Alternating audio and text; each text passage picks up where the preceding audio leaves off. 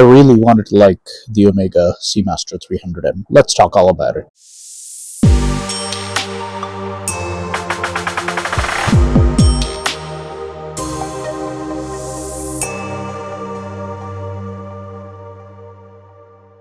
Welcome to the Main Stringer channel. I'm Puri, and in today's video, we're going to talk about my rather short 1-month stint with the Omega Seamaster 300M. About a year back, I traded in 3 watches, 2 of my Grand Seikos and my Tudor Pelagos for the Moser Streamliner Center Seconds green dial. In the process, I landed up selling my Tudor Pelagos, which was my daily driver or daily beater watch. And for some reason, I never landed up missing my 2 Grand Seikos, but I really did miss my Tudor Pelagos just because it was something that I wore almost on a daily basis. So I started looking for a replacement watch that would probably fill the role of my daily driver, and I thought this is a great opportunity for me to try on a different watch that I have been interested in for a really long time. Now, like many of you, I grew up watching Pierce Brosnan as James Bond. It also marked the collaboration of Omega with James Bond and the introduction of the Omega Seamaster 300M in its current form. I decided that that is the watch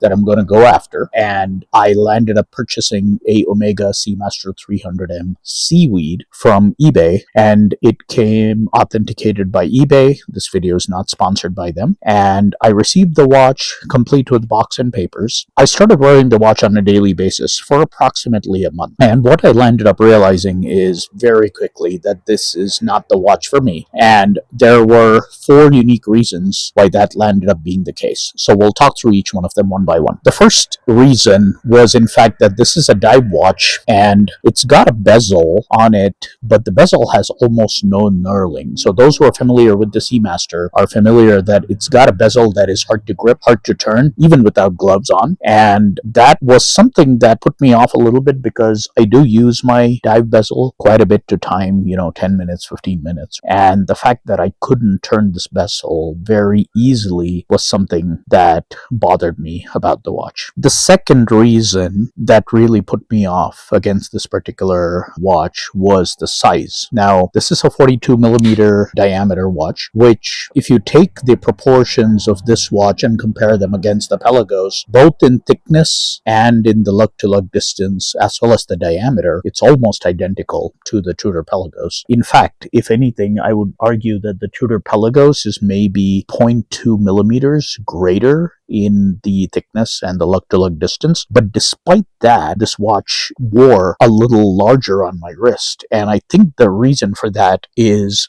the presence of the helium escape valve, which is external to the case in that cupcake shape, which does protrude out quite a bit. And also both the dial and the bezel have this super polished finish, which really reflects the light and kind of increases the presence on your wrist by a certain amount. Neither of these issues are there on the Pelagos because the helium escape valve is integrated into the case in the Pelagos, just like a Rolex Sea Dweller. Also, the case and the dial on the Pelagos are a matte black, so it actually has much more of a lighter, muted presence on your wrist compared to the Omega Seamaster. So although it was in proportion very similar to the Pelagos, it actually felt a lot larger on my wrist. The third reason, something that bothered me about the watch, was the date window on this particular watch. If you're familiar with the Pelagos, it has the date window at the 3 o'clock position. The version that I used to wear is the ETA version of the Pelagos. So it's got the date window, it's got the small lume pip, and then it's got a equivalent lume marker at the 9 o'clock position with the date window at the 3 o'clock position. So it's kind of balanced in that particular manner. Now with the Omega, they moved the date window to the 6 o'clock position. However, the issue that I have with the date window is that the date disc is not flush with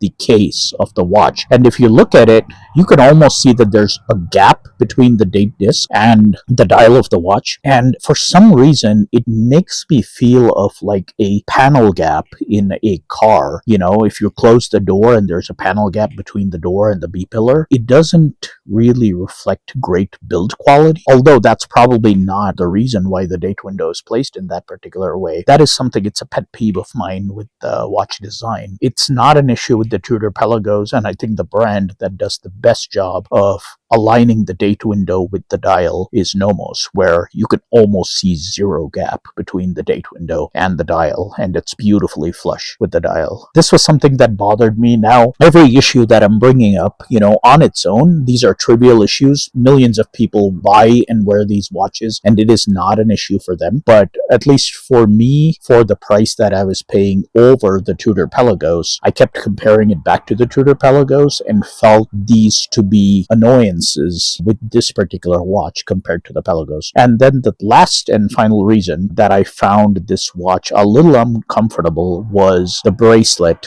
design of this particular watch. The traditional Seamaster bracelet hasn't really changed since the 90s. It almost has no taper, and the lack of taper in this particular bracelet makes it wear very chunky on the wrist, and it does not flatter the watch in any way. So I actually found myself wearing this watch a lot on the rubber strap, which is perfectly fine. It looks fantastic on the rubber strap. I mean, if I compared my wearing time with the Pelagos, it was 70% on the bracelet, 30% on the rubber strap. So I really wanted to wear the Omega on the bracelet, and this was not the best bracelet on the watch. There are probably aftermarket options that are available, but for the price that I'm paying, I wanted a integrated clean solution from Omega, and I was not getting that. So for all these reasons, I had to let the watch go after about a month of owning it. Again, I was left without a daily driver watch. So what's the solution in this case? Well,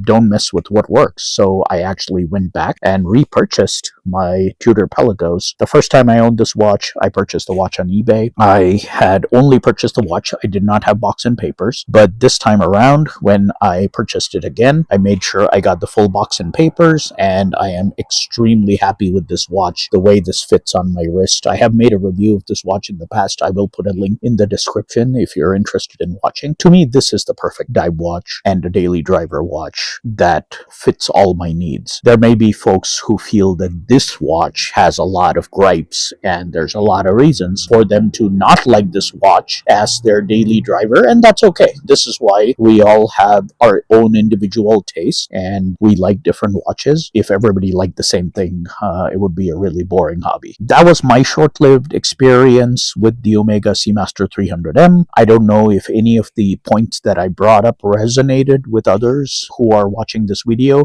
If that's the case, please do put a comment in the comments below. I'd like to hear what your thoughts are and your ownership experience, wearing experience with the Omega Seamaster 300M is, and if any of the points that bothered me bother you about this watch. And if you had anything about the Tudor Pelagos that bothers you, please add that to the description also below. That's really what I wanted to share.